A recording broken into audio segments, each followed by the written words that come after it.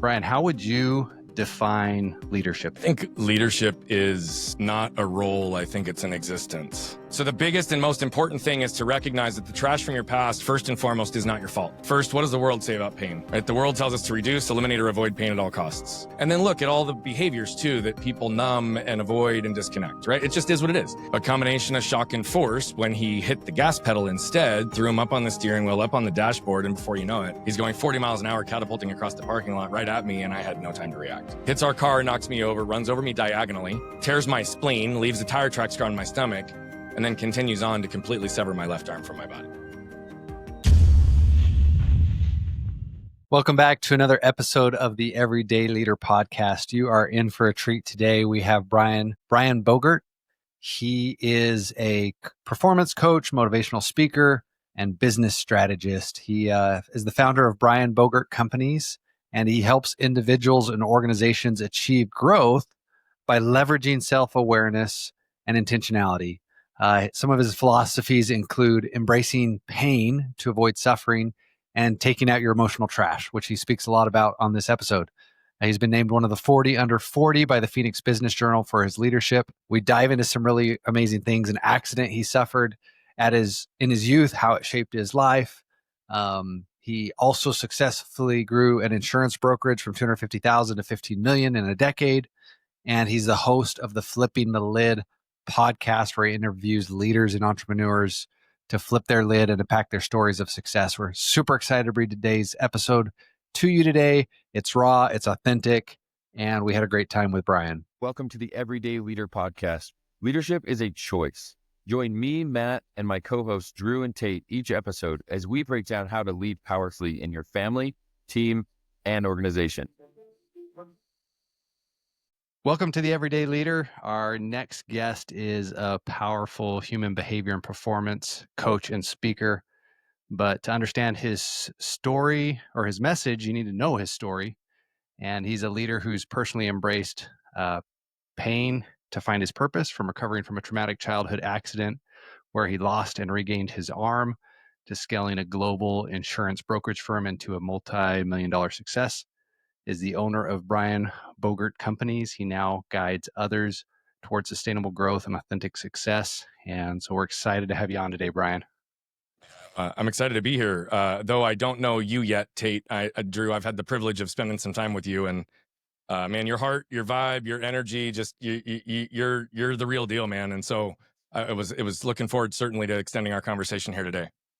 Yeah, no, I'm super excited. It was fun, those conversations we've had. I've been getting on more of other people's podcasts lately, and you're a fantastic interview. So for any of our listeners, go check out Brian's podcast, Flipping the Lid. Brian's just got a way of connecting with people, getting an amazing story out of people. Probably why he's such a great leader and why we're excited to have him on here with us today. Thank you, my friend. So Thanks for being here. Well, the first question we usually like to jump into before we kind of get into your story is, Brian, how would you define leadership? That's such a convoluted term in today's world. It means so many different things to so many different people. What does that mean to you?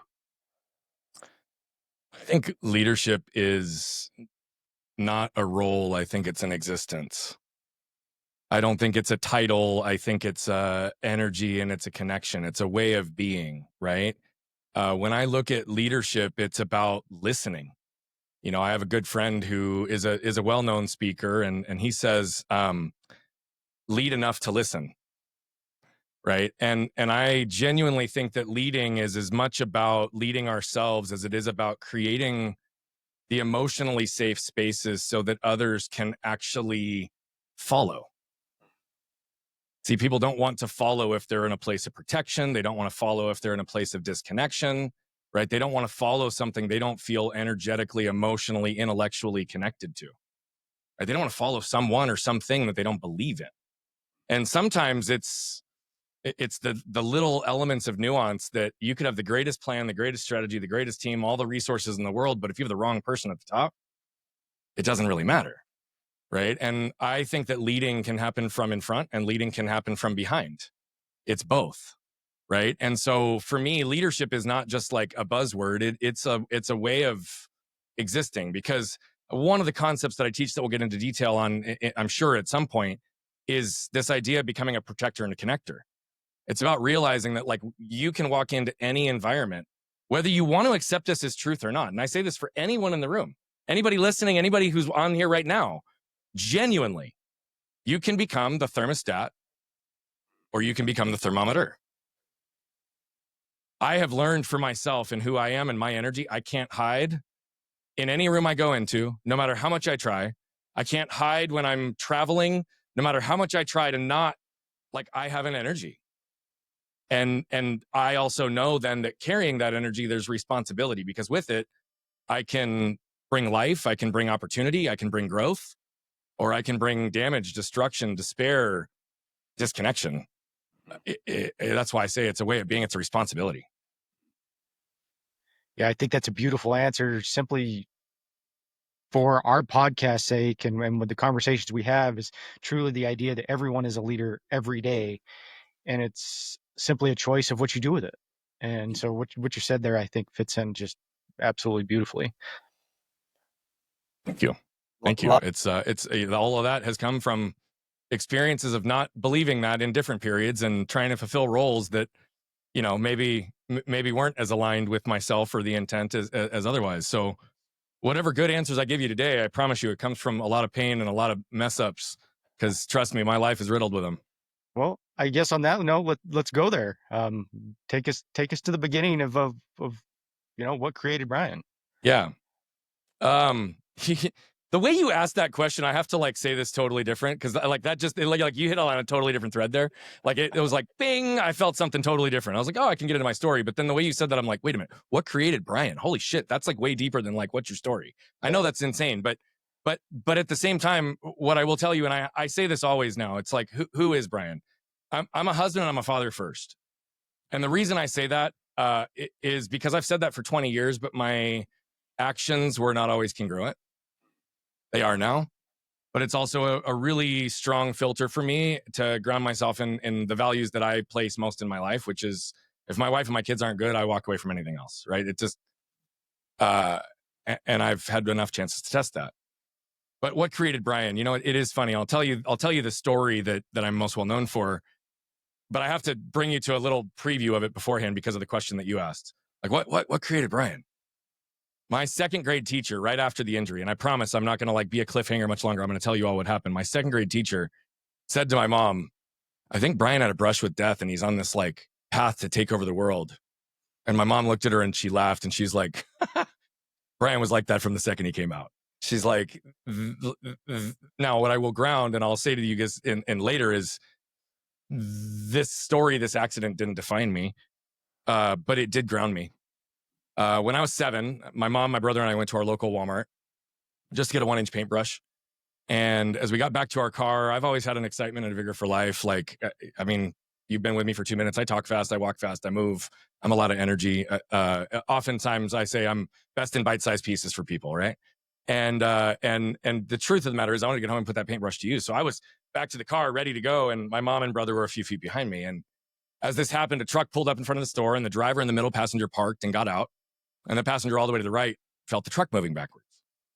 So Tate Drew, he did what any one of us would have done, right? Scooted over to put his foot on the brake. A combination of shock and force, when he hit the gas pedal instead, threw him up on the steering wheel, up on the dashboard, and before you know it, he's going 40 miles an hour, catapulting across the parking lot right at me, and I had no time to react. Hits our car, knocks me over, runs over me diagonally, tears my spleen, leaves the tire tracks on my stomach, and then continues on to completely sever my left arm from my body. Reattached, and a whole lot that came from that. Now, what I will say is, and just to close the loop on what created Brian, everybody's like, Brian, like this story must have changed you. It must have done all these things to you. And yes, there's a lot of truth to that, and we'll unwind little layers of that. But what's interesting is I am convinced that I would be an arrogant, raging asshole if it was not for this. I say this with zero ego when I tell you, but I've always been very blessed with gifts. I was speaking full sentences at 18 months, like conversationally, and everybody was like, what's happening? Why is this happening? Like very young at 18 months, full conversations. At 2.5, I went up and I told my dad that I was ready to ride my bike without training wheels and told him to take them off. And I got on my little 12-inch bike and I rode. First time, no crashing. But my legs weren't long enough to hit the ground. So the only way I could get off the bike is if I crashed it and dumped it into the grass, because that was it. But like why I give those couple of little things is like physically, intellectually, I've been blessed that lots of things have seemingly come easy for me. And yet this physical challenge caused me to have to go to places in myself and learn things about myself and relate to others in ways that without it, I may have just taken all of it for granted and used all of it for personal gain and power versus what I believe it is today, which is for good. We'll get into different components in a second, but there was some deep beliefs that got created in that next period. And then I think that certainly will help ground this a little bit more, but that's the story. And I used to believe it was the story that defined me, and it was the story that was my transformation story. Truth of the matter is there's elements of that are real, but it was also the story that created a bunch of trash from my past that I pushed through and pushed down for years. And I didn't realize it until years later. Yeah, I love the idea and concept of we learn so much more through struggles, and that's where true growth comes from, not when things are, going as we want. I mean, there's probably not a whole lot learned in those moments. And so, yeah, I get it. Brian, you talk a lot about embracing pain and purpose. Could you unpack what that means a little bit and how that kind of from that experience and other experiences in your life? Yeah, one of the longest standing concepts and frameworks that I've taught is this idea of embracing pain to avoid suffering. And to do this, I think we need to understand a couple things. First, what does the world say about pain? Right? The world tells us to reduce, eliminate, or avoid pain at all costs. You can't turn on the TV, turn on the radio, open something without seeing some ad to reduce some level of pain, ailment, right? And then look at all the behaviors too that people numb and avoid and disconnect, right? It just is what it is. Right, wrong, or indifferent. The other thing that we need to understand is what our nervous systems are hardwired to do. Our nervous systems are hardwired to protect us, to anticipate threat, right? To keep us safe, to keep us alive. And so why I bring that up is 100 years ago, if you cut your leg, not even get your arm amputated, you could die. That's not the reality today. And it wasn't even 35 years ago when this injury took place. And so when we look at that, we also need to remind ourselves that it's time to update our operating systems, because what are we actually doing? We're reacting to things that really are not a real threat to our safety, our health, our lives in most cases, right? It's a post that triggers us. It's a look that our spouse gives us. It's these little things that we're reacting to all the time, right? And for good sense. Pain is defined as short-term, intermittent, and a direct cause of something, and then alleviated once that direct cause is removed. And so what do we do then as humans? We screw it up by putting other words in front of it, adjectives, and change the definition, right? Like acute and chronic. Now, acute maintains the definition. It kind of just doubles down on it, frankly, because it just implies what it already is. It's acute. That's what pain is defined as. But when we throw the word chronic in front of it, it inherently changes the meaning, right? And I'd like us to challenge that, because why? It changes the meaning because chronic implies that it doesn't ever heal after the direct cause is removed, and it just persists over time. That's not the definition of pain. That is the definition of suffering. Now, we don't want to admit that suffering exists, particularly when it's a direct result of our choices. However, the unavoidable precursor to change is acceptance, because until you accept the current state of things, you cannot alter them. So what does this concept look like in application, right? I can embrace the pain of hitting the gym for 30 minutes a day to avoid the suffering of aches and pains from a sedentary lifestyle. I can embrace the difficult conversation with my spouse to avoid the suffering of being stuck in a loveless marriage, or if I actually want out, not knowing how to get there. Right? I can embrace the pain of the fit my kids are sure to throw by having them put down their mobile devices to come to the dinner table. But that's to avoid the suffering of years of lost meaningful connection and conversation that we won't get back otherwise. As a business owner, I can embrace the pain of firing my top salesperson who's contributing the most to top line growth to avoid the suffering of losing all of our other top talent because they were the greatest cancer in our culture. Right? In my case, I was operating in such a way that I was creating damage in my life that I almost lost everyone and everything as a result of me, which meant that I had to learn to embrace the pain of actually digging through the trash from my past, finding and healing in elements that I didn't even know were still there to avoid the suffering of a life without my wife and my kids. Right? It's the choices that we make every single day. And I do believe that we can all choose our pain, or our suffering will choose us. right? But this goes back to one of the greatest lessons my father ever taught me, which is no matter what, always guaranteed in life, you always have a minimum of 2 choices. Now, they both might be shitty choices, but the point is, like, you could be held up at gunpoint and your choice is to hand over your worldly possessions or get shot. Still your choice. I'd rather be the one making the choice. I don't want that choice made for me, even if I'm put in that situation. But the only time we truly exist in waste and the only time that we truly get stuck is when we stop asking questions. Why? Because questions create options and opportunities for us to make new choices, take new actions, see different outcomes, right? So what if now you're being held up at gunpoint? What if you don't just have those 2 choices? What if you yourself can regulate your nervous system and embrace the pain of having compassion and heart and knowing that you're going to protect yourself and those you love at all costs? So instead, you have a conversation with the person in front of you and realize what they really need. Maybe you can diffuse them, redirect them, get them help, and take your family or yourself completely out of threat. But in fact, most of us just react, right? We don't actually respond or ask those questions to open up those options and opportunities in our lives. And so in this case, that's what this concept is. And it ties into everything that we teach today. But yeah, that's the concept. And I try to live that in every moment of every day. It wasn't developed by me. In theory, I'm the one who made it tangible in the language. It's a universal truth no matter what. But why? Because in those 5 to 7 years after the injury, I was in a fog. But my parents weren't.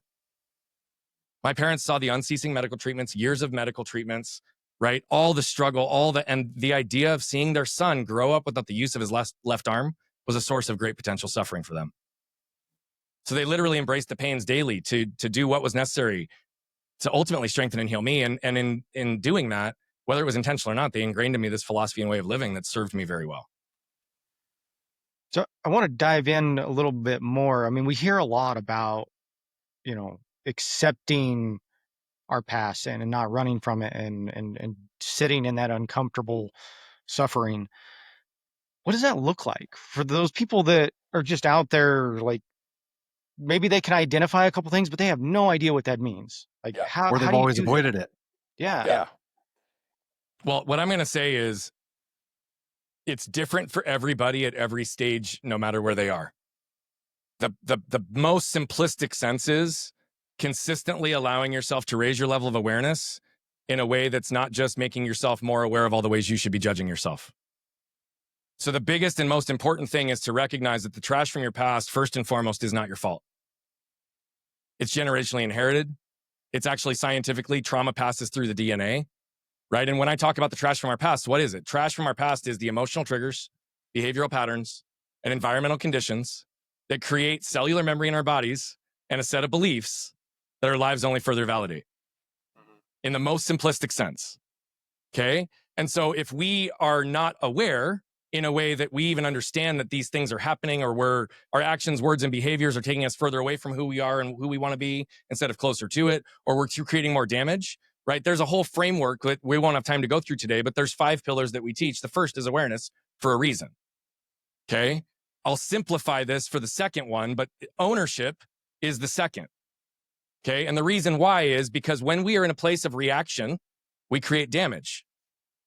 Right? My wife would ask me something as simple as this. She'd look at me and be like, "Hey, Brian," in her sweet, loving, like warm voice. "Hey, Brian, what should we do with the kids this weekend? Or what do you want to do with the kids this weekend?" But my shame and my anger filter would cause me to hear it this way. "Hey, Brian, you've not done enough to be a good husband and father here recently. So what are you going to do to make up for it this weekend?" You better damn well fucking believe I'm defending the shit out of that, because I'm a great husband and father. Right? She's challenging me now. I've done all this shit in the last fucking week, and now I'm not. What do you mean? What are we going to do? What am I going to do with the kids this weekend? Right? And then I rattle off the 10 things I've done in the last few days to show her I'm a good husband and father. That wasn't even what she fucking asked. Right? At all. Now what have I done? I've created damage. I've put my big man energy on my wife when all she's wanting to do is, what are we going to do to create memories with our kids this weekend? No criticism, no shame, no judgment, nothing to defend. But that's what my cells heard.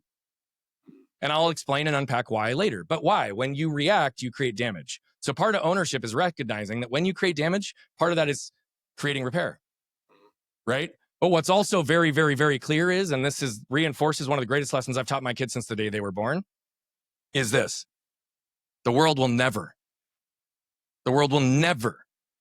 judge you based on your intent. The world will always and only judge you based on what your words, actions, and behaviors communicate, even if you're not conscious to it. Right? And so for me, awareness is the key. Ownership is the second, but both of those have to be done with zero shame and blame. So how do you hold both of those understandings of the generational trauma and everything else and taking ownership? One step at a time, brother. Like, here's the thing. You don't boil the ocean overnight, and you don't do this overnight either. It's not like all of a sudden, because you're aware that because your dad or your mom did this one thing to you that created this belief system that now comes out in your business with your relationships or with your spouses, that you're like, oh, I see it. Now it's gone. That's not how it works. Why? Because our cells react, because our cells carry memory. So what'll happen? Your wife will look at you when she thinks you loaded the dishwasher incorrectly. And what is it really doing? It's activating how your dad yelled at you when you did something incorrectly when you were 9, and you may have not even known it was incorrect until you got it wrong. Right? And all of that is like you're being judged, criticized, defending. So what is it about? Well, my issue, how did I start? I didn't realize how actively and unconsciously I was suppressing everything. So what would happen? Something would happen that would cause me to get defensive, scarce, feel small, need to shrink down. I'd want to expand to defend, like any number of these like ranges of shame or trigger points that would put me into the stimulus. But what would immediately go is all sensation in the body was gone. I couldn't even have told you the emotion. And it was immediately in my head. Meaning I'm creating and fabricating realities, beliefs, like all of what's right in front of me. Right? It's all here to process. It's, well, that I can control this. I can shut this off. But what did that also do? Every time I push down those emotions to push through and show up. Because why? We as men especially, show up with a smile on, be the strong protector, be the calm, cool. You can't really react and show anger, but if you do, then that's okay because you're a man and you're going to blow up sometimes. It's like, it's complicated as fuck. But what are we told? Not to feel, not to know our emotions. And we're never taught that, right? And so how did it start for me? I started to become aware that I was shutting off things. All I would do in those moments is if I felt something or I would start to spin or I'd go to defense mode or I'd start to go to shame mode, I'd just take a breath and slow down and try to feel it just for a second longer. Understand it.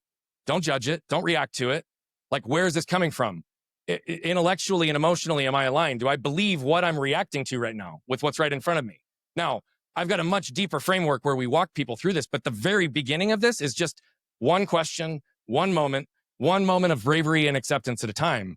Because the reality of it is finding the truth can be scary for some people. But the old adage is real. The truth will set you free. And once you start to realize that the truth for you most often is buried in the trash from your past, then the question is, do you have the courage to dig through it? So Tate, Drew, I'll ask you both a question because I think this will relate and there's some interaction in a way that will be helpful. Tate, like, are you married, by the way? I don't know if you are or not. Yeah. Okay. Yeah. If you dropped your wedding ring in the trash can, would you reach in and get it? Oh, yeah. Yeah, absolutely. What if you were like working and you went to the dump and it came off and you don't know where it came off? Would you dig through piles in the dump to find that ring? Probably to some extent. Right. I mean, to some level of reason, because I mean, literally a needle in the haystack. But the point is, you're going to put effort in. Why? Because that ring means something to you, right? What does the ring symbolize for you? The commitment to my wife and my family, just everything that surrounds that whole idealism and Totally. And what we built. So if do either one of you have like a family heirloom that you care about? I don't Meaningful from an ancestor, a parent, a dad, a mom, anything? Yeah, I mean, the small things, Okay. that were passed down. So yeah. What if your kids are probably not old enough yet, but what if you envision yourself in the future? If your kid dropped their car keys in the trash can, or you had the house key to get to them and it was the only way you could connect, would you dig in the trash and find it? So what's interesting about this is when I bring this down and in a room full of people, you'll get 15 different examples of things that's example. Oh, I'd totally dive into a dumpster for that. I would dig through the dump for this. But what's funny is people are willing to literally dig through disgusting, mucky, yucky trash for a physical representation of what it is they really care about, which is the relationship it represents. But most people aren't willing to dig in the only can that matters. That will actually allow all of those things to thrive. Your health, your relationships, your businesses, and your monetary wealth, all of those, and your time, all are a byproduct of clearing out this waste. Why? Because anytime you react to anything, you're wasting time, wasting energy, wasting resources, wasting effort that could be put into positive outputs in our lives, but instead it puts us into full restriction and constriction, right? That makes sense? Totally. Appreciate you being wrong going there, Brian. I believe most marriages, most relationships deal with this, whether they will admit it or not. I don't know how many times my wife and I have had some of those same moments in our own household where someone says one thing and we, because of some shame or fear or guilt, it's easy for that to blow up. And the hard part's why, like getting into that. And I think that's, self-leadership is going through that. Let me come full circle for you, because I think to your point exactly, it's the why that matters, but only to a point. Most people will ask why, but why is a never-ending question. It can leave you circling the same drain. I am a big believer in getting to the sources of both your trash and your treasure, because they're typically formed in the same moments. But typically ask what questions. What did I learn from this? What beliefs were formed as a result of this? What patterns were created from this? If I now know what I knew then, what could I have done differently? What would I do differently in this scenario now that I'm empowered? It's not, because you can't change the past, right? And should in and of itself is a shame-based word. So it's like, right? Like you don't want to say, what should I have done? Because then you're immediately stuck in the shame cycle. But here's the reality. There is some work that needs to be done. Why do I care so much about questions? Because when I got out of the hospital and I had a teddy bear between my arm and everyone who was attracted to me asking me what happened, more people would stare than would actually ask me what happened. I just wish someone would ask me a question, give me a chance to write my own story. Then what would happen is those people that got brave enough to ask this, 95% of them would say, what happened to you? They're expecting me to be like, well, I was racing my brother on our bikes and we crashed, or I flew off the jungle gym, or what, like normal 7-year-old story. But what would I do? I'd look them deadpan in the eye. I was running by a truck and my left arm was torn off. Immediately, almost all of them would pause and they'd turn to my parents for validation, which told me what? They didn't even believe me.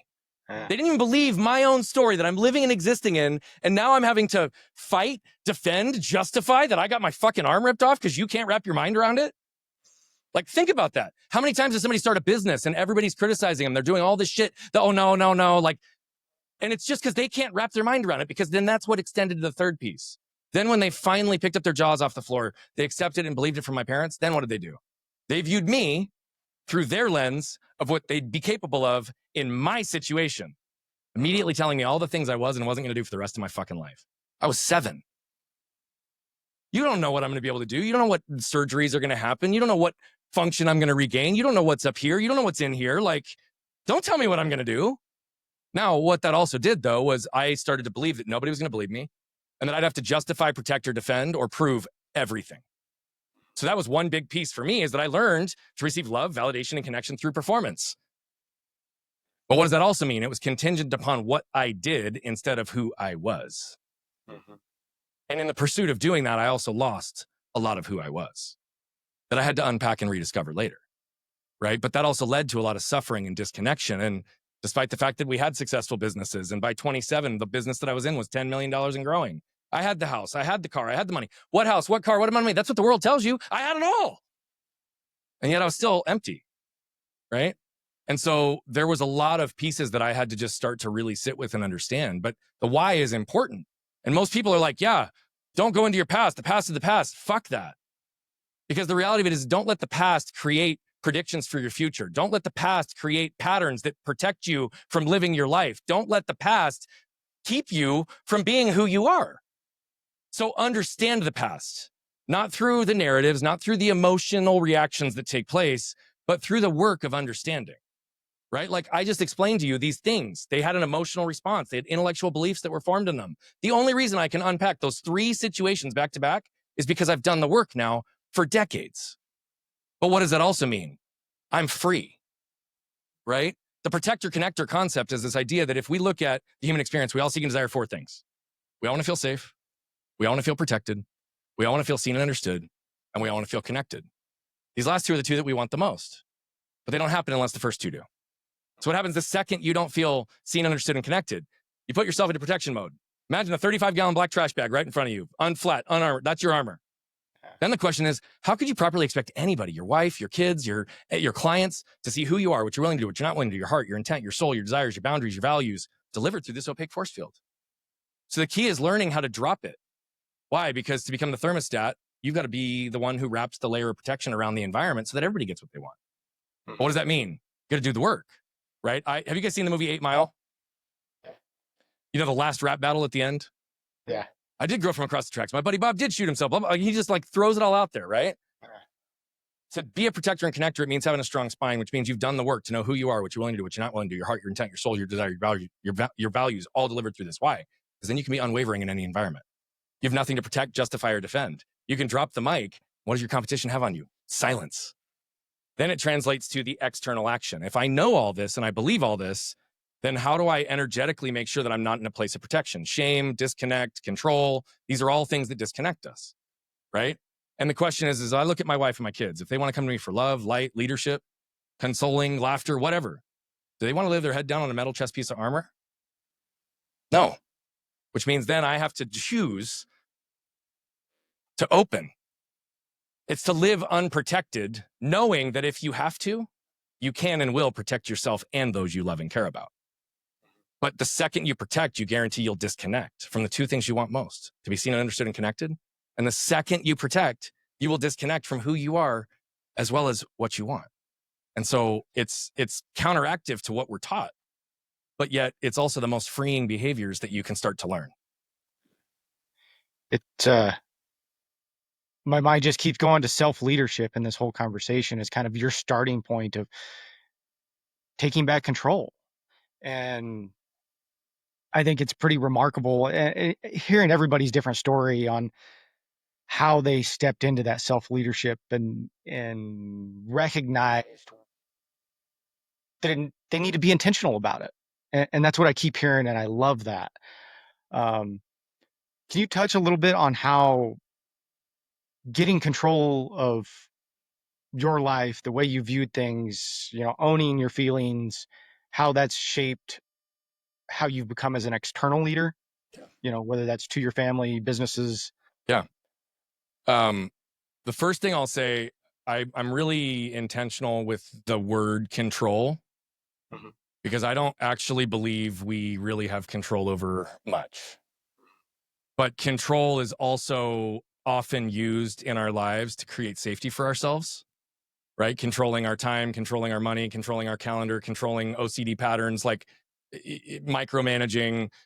All of these things are elements of control that at some point were a part of that trash that you developed and learned as a byproduct to keep yourself safe for any number of reasons. Okay.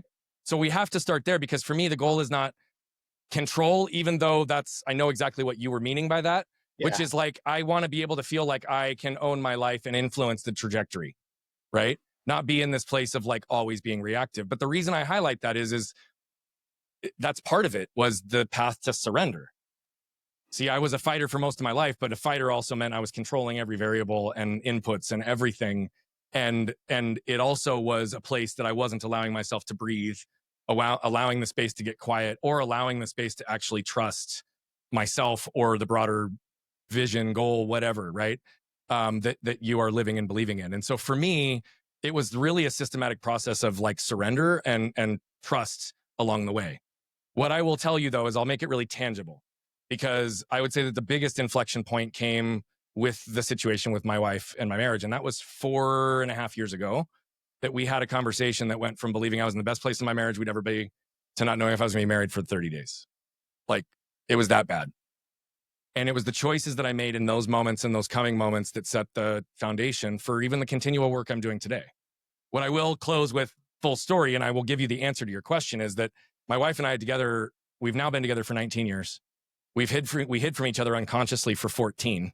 And she's only felt emotionally safe with me for about 36 months. That in and of itself, though, has translated to the best life, the best wife, the best marriage, the deepest amount of intimacy, the clearest amount of communication, the most amount of laughter, reversing generational patterns in the home, my kids not remembering having an angry dad, right? But at the same time, in all of these things, I had 3 other ancillary businesses with business partnerships that we started out with a very strong intent, had very clear role and identity that we were going to play.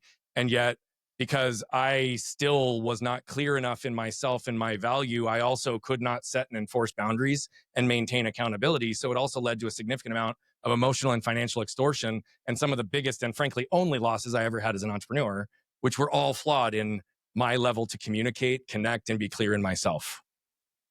And so what happened is I made choices, and I took 10 days off right after that moment. Why? Because I needed to get quiet enough. My wife, I literally handed her my phone and I said, take my phone, clear my calendar, get with the teams.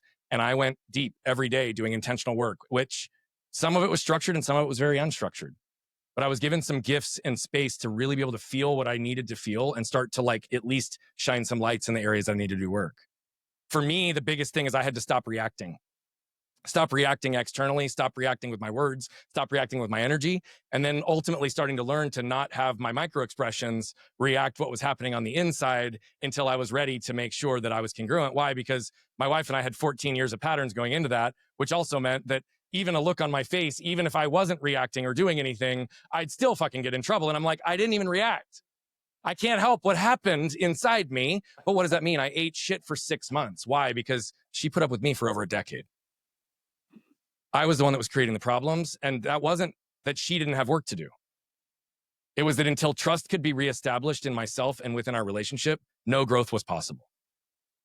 So I had to be near perfect for 6 months in moments that I wanted to rage and yell, because that's how I would express that in the past. But it was about 6 months in that my wife said, I think it's time for me to start doing some work. But when I say this, how do you start to get back these moments? It's in every moment, the ability to pause, ask questions, and have clarity and accuracy to whatever's right in front of you. Because most of us don't live in the present moment, even though it's the only moment in our lives that's actually real. The past, even 5 seconds ago, it's a memory. There's what actually happened and the story each one of us is telling ourselves about what happened, as well as the listeners. And there may be some congruence in that. There may not. That's the crazy part about this. And so if we know that the past is already over, the future is a fabrication, but where do a lot of people get stuck? They live in the fear, not the manifestation of what it will be, or they live so much into what they want to build that they lose everything in this moment. The way to gain back influence and control in your life, and in the most simplistic sense, is to gain back your presence in as many moments as possible and not have them be dictated by your cellular memory that's conditioned into you that it wasn't what you chose for your life. It's about being strong enough and courageous enough to know that I did create damage. I did see fear in my kids' eyes. I'm not proud of that. But it's also those things that allowed me to learn gentle strength, how to soften that energy. Why? Because there's no greater motivation to do that than for my kids. Right? And so for me, it's just always holding that mirror up. And that's really hard for people. And a lot of people don't like how much that is required in those stages. But what I can promise you is you will compress time and get through it in far less energy, effort, and time than you think it will take when you begin. And when you can start to see what's possible and compress time, both in your understanding, observation, and then your pattern interrupts, your whole life can seemingly change overnight. And I'm in a place now where I'm in a receiving mode, in a way that I've never experienced before. Love, light, opportunities, things just fall in my lap. And I always say this to people, how has it changed my life? I'm the same person I always was. The only difference is I've always had a big energy, but big energy delivered through armor is confusing as fuck for people. So why did people not trust it? Why did they sometimes think I was arrogant or an asshole? Even though I was the purest, kindest of heart, and my actions almost always showed it, because I had resting bitch face. And I would have these moments of just energy and edge that nobody could understand. And frankly, how could they? I didn't understand it. But it was communicating a message that wasn't congruent with what my heart was and what my actions even supported most of the time. My energy people didn't trust. Now what happens? All those same things exist, but I don't have anything to justify, protect, or defend, man. Anywhere I go, I am so free and clear. I've been in some of the most obscure situations. I could break down some stories for you that you'd be like, how the fuck did you keep your cool in that situation? But I'm in a place now where, what does that mean? Why can't I hide? because I'm so open that most people don't know what to do with it. And yet, what does that also give me the opportunity to do? Not block and disconnect all the opportunities that I shut down for years because I didn't see that they were right there. I just had to be open to receive it. It's far less work. So much good stuff, Brian. There's like 20 things I want to dive into, and we won't have time for all of them. But I would say probably two things, and maybe there's a connection between these two. Maybe there's not. We talked a little bit about this on your podcast, but you mentioned there needing to be an element of trust. Oh, yeah. And then you also separately talked about presence, but from a leadership perspective, whether it's leading your family, leading your employees, leading your business, what is it about those two things that are maybe essential? So I do think that they're connected. Trust, I think, is often given, even in places when it's not earned. And I often am in a place where to live unprotected, it also means asking people to trust sometimes, even when everything inside their body is telling them not to, right? The issue is to understand, what is your body and your mind telling you? Is it a real threat? Like, is this real that you need to pay attention to in front of you? Or is this all what's being carried from the past? Your ability to separate that and understand, do I need to do something different in this moment to make sure I'm safe and protected versus allow myself to let go, is where the freedom lies. Because most of the things that we react and protect are not real threats, if we're honest. Okay? So that's like one big piece. But here's the reality. Do you trust someone if their words don't match the energy you're getting from them? No, it's hard. Intent versus words, actions, and behaviors, right? Now, their intent might actually be exactly what their words are saying.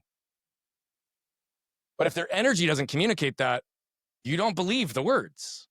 Why? Because communication, 7% of our communication is in the language that we use, the words we use. 7%. 38% is in the delivery, the tone, and the cadence. What does that mean? 55% is in the nonverbals. More often than not, people are communicating something that is not, it's most of the time not only not clear with their words, but then their energy also makes it even more confusing. But so where do we want trust? We trust when things are congruent. We trust when things are aligned. And why? Because that makes us feel safe. Because it makes us feel like we don't have to worry about the rug getting pulled out from under us, or, going down a snake oil salesman, or getting stabbed in the back. Right? And what's funny is, one of the fastest and quickest ways to build trust is radical honesty and transparency and vulnerability. And here's the reality. Just because you can be radically transparent and honest also doesn't mean you need to give every single detail that's behind it. Not everybody's earned that right, potentially. But for example, I could be in a sales session or conversation, and I can sense that somebody's energy disconnects, or they get distracted, or something happens. Well, I'm a big believer in setting the space up front, having upfront agreements. But what does that also mean? I can stop and pause and say, hey, it looks like something just took your energy and distraction. That means either you've completely disconnected from this conversation, you've already made the decision that there is no value and you're just being polite, or something distracted you that you actually need to get attention, or you just weren't even aware that it happened. Can we just check in and see where you're at? Or I could read something, and I've flipped it on people in the past. I called it on a COO of a $250 million organization I was doing some consulting for. He said something that did not land with me. And I immediately said to him, I have to tell you right now that if you feel any energy from this, it's because one of the things you just said hit on something that I dealt with a lot in my early 20s, and it is a deep trigger point for me. I'm going to try to make sure that my bias doesn't come out in my energy and that you hear where my thoughts are, but I need you to understand why I'm in the position that I'm in before I give you my answer so that you can know what you're feeling. Sometimes I'll explain to people what my energy might feel like or communicate that might not be in congruence with my words, because sometimes I can't bring them in congruence, but what can I do? I can be honest about it. And that also doesn't mean I need to go into all the detail about what created that in the first place. Sometimes it's just saying, yes, I'm here. I was in a leadership room yesterday. And one of the things I do is surface truth. The CEO I'm working with, and he is not making active decisions. His leadership team needs him to make decisions. He needs to make decisions. And I know why he's not making decisions. So I forced a conversation with all of us in the room. And what happened? Finally, as soon as one of the people said, hey, we've had this conversation 3 or 4 times, and we're still not moving forward and making decisions, all the energy and divide in the room collapsed because I said, okay, let's talk about this. This is the only reason that we're not moving forward, right? Because why? Sometimes just bringing in truth. So truth often develops trust. And I just believe that the more we can be congruent there, the better. And here's the reality. You can only do all of what I just said if you put yourself in the present moment. Like if you're a salesperson and you're going out and it's like you're focused on the outcome of getting the next meeting or getting to the sale, you're not being fucking present, right? Like if you almost get into a car accident and you walk into a leadership meeting to design the strategy for everything that just happened and your nervous system is still a wreck, you're not in the fucking present moment, right? And so sometimes even that, it's like you walk into a leadership room, guys, I almost got into a car accident. Can we either reschedule this meeting for tomorrow at the same time, later this afternoon, or can I just tell you guys, like, I'm a little bit rattled, but I think I can perform. Just know why I'm coming in with this energy.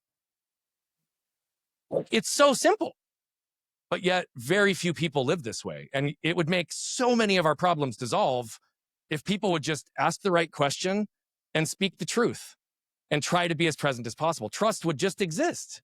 We wouldn't have to work for it. Yeah, love that. As we get closer here to wrapping up today, Brian, we have kind of a favorite question we love to ask everybody, and I'm pretty excited to hear this answer. So, how does Brian want to be remembered?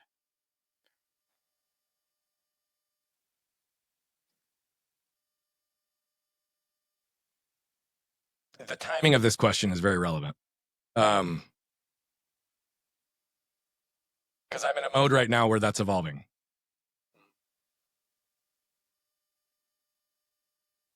I do ground it with what I care about the most. And I have to start there, but there is a secondary layer. It's with my wife and my kids. I hope, I think they will. I want to be remembered as the dad that always made them my first priority. And I want to be remembered for the dad that, even though I know I'm screwing everything up in many ways, I'm also doing so many brilliant things. And I just hope that I will have facilitated enough of trust and been present enough in my kids' lives that whatever unconscious things my wife and I are creating damage in, we'll be here to help them unwind it and do so in a way that doesn't have any shame or blame. It's just move. I hope that they'll remember me as the person that was loving, accepting, always would meet them where they were at, but also lived my life as the example of what can be possible, which comes down to our choices in every given moment. I hope that they'll represent and say that the things that I believe are who they believed their dad to be. Because the way I teach and the way I live is, at this point, a manifestation of who I am. I've said for a long time, and this is still the stated vision and mission for our business, and it's part of how I would be remembered. My reason for existence is to allow my truth to give others permission to live theirs. But the broader mission is to impact over 1 billion lives as quickly as we can by reducing the level of suffering that exists on this planet. And yet 99% of those people I'll never interact with. And so what I hope is, whether my name is attached to it or not, I hope that as a direct result of the energy, the engagement, the ways that I show up, the stages that I take, the groups that I work with, the companies I help scale, the people that I work with individually, whether my name is attached to it or not, they will have been able to compress time and recognize that moment, whether it was one or many, as inflection points for growth and opportunity in their lives. Because I do believe all of it's possible for everyone. It's just a matter of getting clear on what and what are you willing to do in order to get it. And for me, it's time, it's peace. But I also feel like I'm living a lot of my life right now in the gift, because I lived with daily physical pain for 31 years. I'm 2.5 years without any physical pain. So for me, it's like I'm already living in the icing of life. And I'm at the moment allowing myself to have gratitude for the contrast that is life, because truly our trash and our treasure often come at the same time, formed in the same moments. The biggest wins and the biggest hurts often are all associated in the same windows. And if I can proactively be grateful for it, understand it, and unpack it, instead of have to reactively unpack it later, I'll be more present in my own life. And so that's my focus in everything I'm doing right now. Brian, one thing I'm learning from you, just from our conversations, is, and you did this to me in our interview, but the energy shifts, and your energy shifted as Tate asked you that question. You're doing amazing things with businesses and individuals and helping others. I love the mission to impact 1 billion people, and yet you still said wife and kids. Curious, why is that still so important to you? It's the only thing that matters, man. It's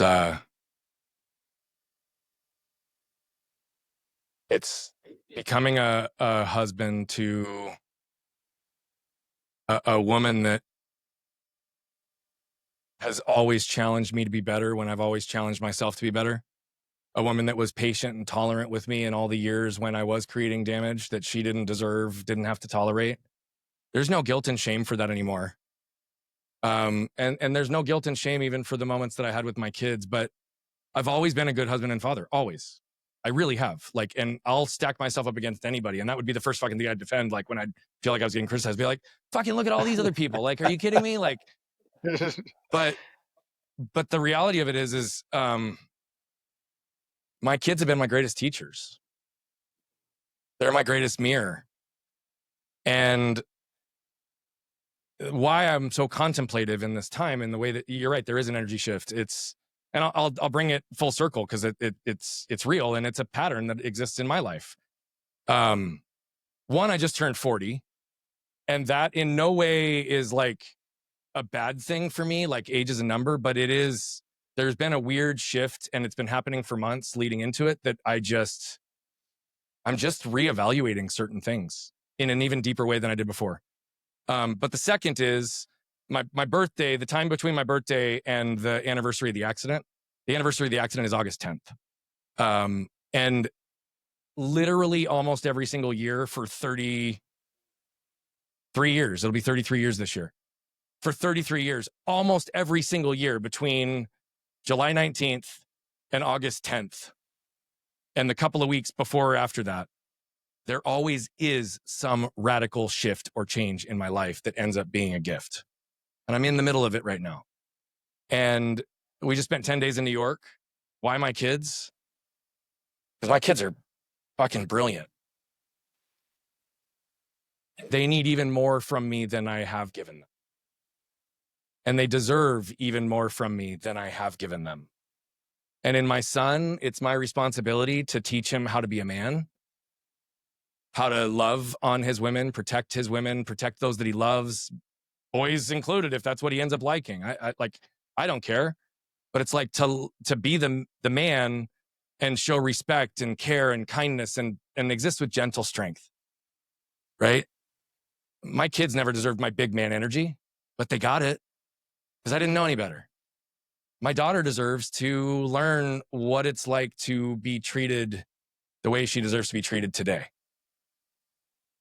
My legacy is going to live on through my kids, no matter what happens with my work. And in many ways, I hope they'll surpass whatever impact I have. And they're both freaking capable of it. And so I'm in the season of dad right now. And the reason it's my sole focus in this current moment, they're 10 and 11. Dude, I've got 6 summers left with my son. 6. I'm 2/3 of the way there, right? That's guaranteed. I'm trying to make the investment so that they will always choose to be around. Because after 18, it's their choice. And I teach my kids to choose what's best for them. I hope that I'm what's best for them. That's beautiful. So Brian, as we close out here, how do people get in touch with you? How can they go find you to work with you, to follow your podcast, socials? BrianBogert.com if you're a web person. Some of the stuff's outdated there. Some of it's accurate. A lot of it represents who I am and will give you a feel, but you can find contact path there. You'll see our Flipping the Lid podcast. You can get through there. You can also go to flippingthelid.com if you prefer to go direct. And if you're a social media person, at Bogert Brian on any channel. At the end of the day, we love to help people. I love to compress time, and I'm living in my purpose, which is to be able to help people identify and remove the waste they don't even know exists in their lives so they can exist in the wealth side of life. And sometimes that's formal, sometimes it's not. But at the end of the day, I really mean it. I really care. And I really want to show up if there's an opportunity to help. So just say the word if you got impacted by anything. Do you have any special projects or offerings, that you're highlighting at the moment that may make? Yeah, I think one of the things that's challenging for me in my world is I don't fit into a single category of the things that I offer, but I'll keep it simple for probably the people that are listening the most. We have an awesome mastermind that just continues to grow. It's heart-centered impact makers, all various sizes within business, but really having honest, real conversations and not only learning marketing, sales, and utilizing AI and building workflows and systems, but what's required to do that and scale any of those brands is to get really clear on the people. So I still get to do the human work, and that's what I love. It's real, it's raw, but there's breakthroughs, there's community, there's connection, and there's people that are finding ways to not live that isolated, lonely game that is or can be entrepreneurship, but instead, surround themselves with people who want for them and want them to win. And then we've got another tool that we just launched. It's an AI-based product, and it is a time compression engine for coaches, mastermind leaders, podcast hosts. It's designed to take a 1-hour transcript. It takes about 20 seconds to go through the form, to upload, answer the 4 questions that you need. And in less than 7 minutes, you get 7 highly produced assets that are leveraging the voice, tone, and methodology to make sure that it's accurately representing your voice so that it amplifies it instead of dilutes it. We're in beta right now on this mode. We have a bunch more that's coming from that, but the feedback on that so far has been mind-blowing because I've been able to do what I do with people in the work that we do within our masterminds and build it into a way that off just a 1-hour transcript can capture about 90% proficiency in somebody's voice. And so from that, it's, I know, going to be another impact maker that we're going to grow from. So those are the 2 things I'm offer-wise excited about, but we do a lot of other things. So if there's anything that you feel like we can kick the tires or have a conversation around, just let us know. And we love to explore. Awesome. Well, Brian, it's amazing. Once again, really enjoyed the time. Appreciate your authenticity and your leadership and just being real. And so thank you.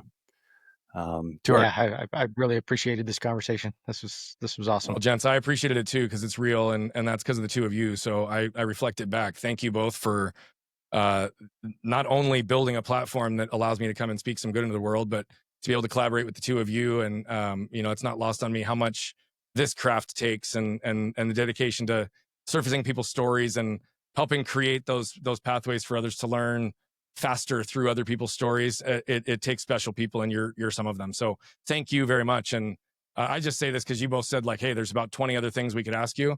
Guys, I like you. Let's do a second round if you want. You just tell me when. I'm down. Sure. And I think we're all in Arizona, so we probably need to find a way to get together in person. Let's get in person on the next one. Yeah, cool. That'd be good. All right. Well, thanks, Brian. To our listener, today's the day. Thanks for joining us on the Everyday Leader podcast. If you're ready to take your leadership journey even further, subscribe to our weekly newsletter for more insights and practical tips. And don't forget to connect with us on Instagram to stay a part of our growing community. Just follow the links in the show notes.